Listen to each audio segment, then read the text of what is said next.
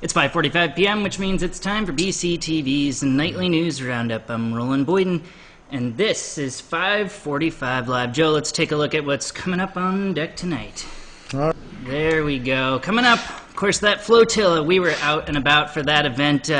Plenty of footage, including some underwater footage. A death in Brattleboro deemed suspicious. BUHS TV returns all that and more, and the game here is to do it in 15 minutes or less. We're going to try and do that for you, because then I'm going to pick up these new HD cameras and scream them downstairs to the select board meeting room, where we're going to have BCTV's traditional 3-camera coverage of that upcoming meeting. All that and more. It's done in 15 minutes, so stick with us right here on 5:45 Live.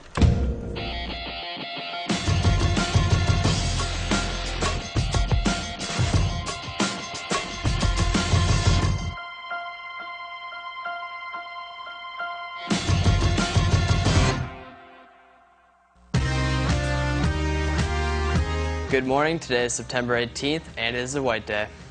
Ski and Snowboarding Club meeting today right after school in room 126. The return of BUHS TV, the high school's morning news advisory program. Yesterday was their debut broadcast. That's footage from this morning. Now they've got a weather report. Joe, we've got our own weather report courtesy of the glass behind us. Boy, it was bucketing earlier. I was really hoping we'd get to see the just streams of water headed down the back there, but it's cleared up just a little bit, though it's expected to go through the rest of the afternoon. We're going to get that BUHS weather report in just a minute, but Joe, speaking of weather, it was gorgeous on Saturday morning into the afternoon as we were out on the water outside Vermont Yankees waterfront property in Vernon for the Our River Runs Through It Flotilla protest. I could talk more and more about it, but we've got the clip. Let's take a look.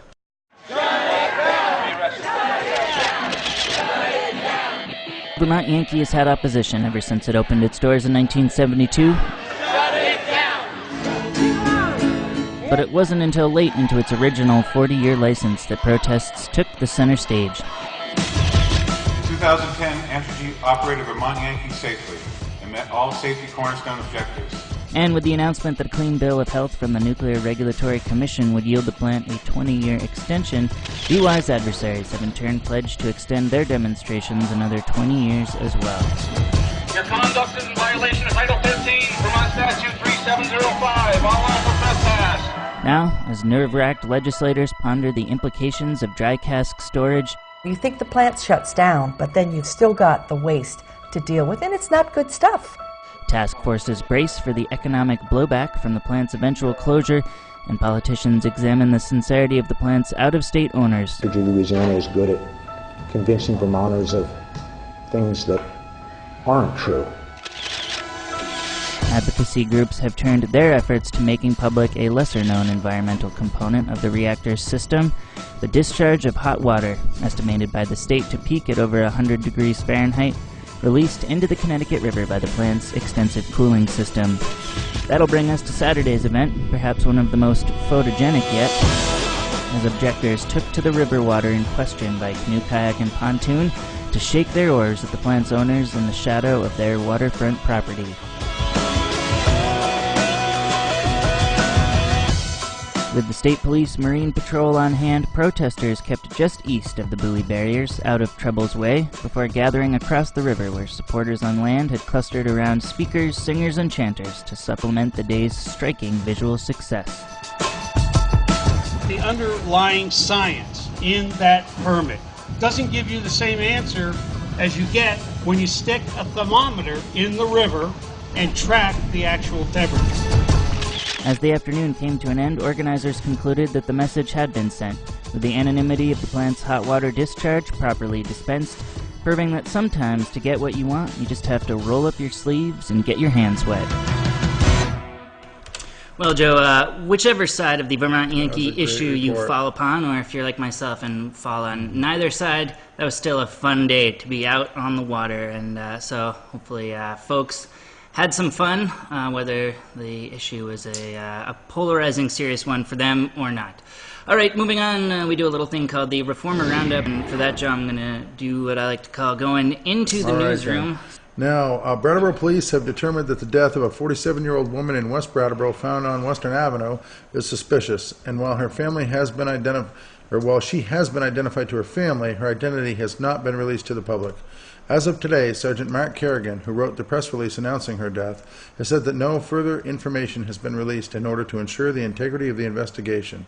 If you may have information that may contribute to this investigation, please call the Brattleboro Police Department at 257-7950. Next up, the Gagnon trial is expected after January 13th. Richard Gagnon, the former wine manager of the Brattleboro Co-op, is expected to be placed on trial sometime after January 2013. Gagnon, who shot and killed Michael Martin in August 2011, is facing a charge of first-degree murder and currently being held without bail in the Southern State Correctional Facility. If he is convicted, he could face life in prison without parole. For Former Roundup, we like to just sum up a few stories. Next up, this past Saturday saw the 4th annual 5-kilometer race of remembrance for Lieutenant Mark Dooley. Dooley, who was killed while serving a tour of duty in Iraq in 2005, is remembered by his brother Peter Dooley Jr. as someone who strived for challenges and excelled when the odds were against him. Amongst the accomplishments Dooley made in his life was the completion of the Army's Ranger School and a career in law enforcement with the Wilmington County Sheriff's Department and Wilmington Police Department. The race, named in his honor, is a charity drive whose proceeds benefit the Lieutenant Mark Dooley Memorial Fund and the Vermont Charitable Fund. We've got a clip. This is courtesy of our latest 545 Live team members, M. Richards and Andrika Donovan, who tracked down this event, went west to here to pick up some footage, including talking to his former Windham County Sheriff's boss there. Let's take a look. In 2004, Mark came to me and said, I'd like to take you out to lunch.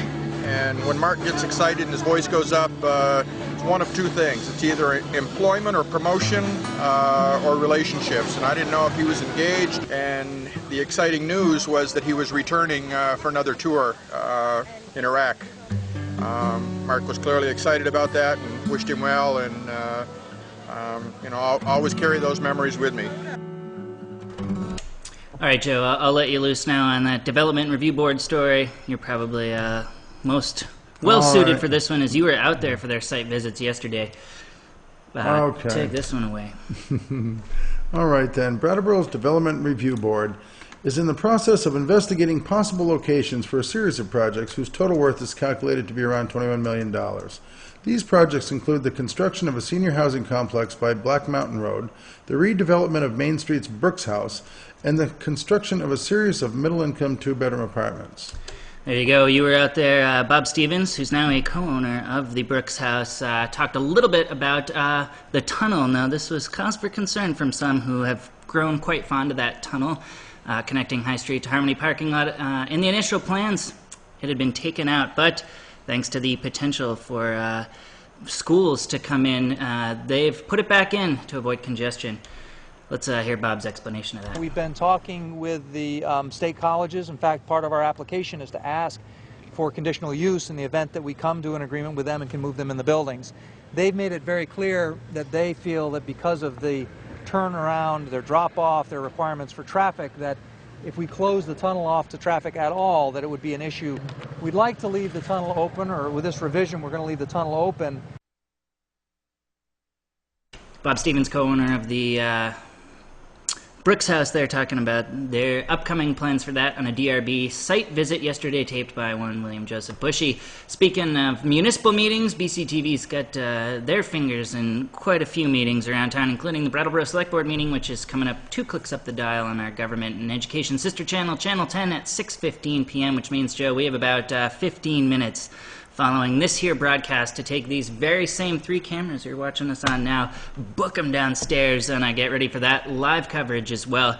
Now, among the many items on tonight's agenda is that fire station, police station dual combo pack. They're talking about the tax that may just have to be implemented in order to pay for it at a special select board meeting held last Tuesday. Ken Schneck talked a little bit about the issue.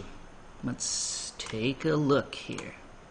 You can't say at the same time that you support the project but you don't support the tax increase, because the vote on the table in front of people is for the tax increase. And I think it's confusing to people to say both of those things at the same time. I think it's okay to say I don't support the project because I don't support the tax increase. Ken Schneck talking at a special select board meeting held 1 week ago, talking about the fire station, police station project. As of now, that's going to the town meeting representatives for a decision at a special meeting there. All right, moving on, we've got some weather for you. That's right, BUHS TV is back. They do the weather for us, which is really great to get that back in the lineup. I could talk more about it, but first, let's see what they have to say. Well, today's weather is not going to be that great. It's going to be some heavy rain today, possibly some thunderstorms at a high of 72 degrees today and 60 degrees at night. Tomorrow it's going to be mostly cloudy, but sun out low at nightfall at 67 degrees in the morning, 40 degrees at night.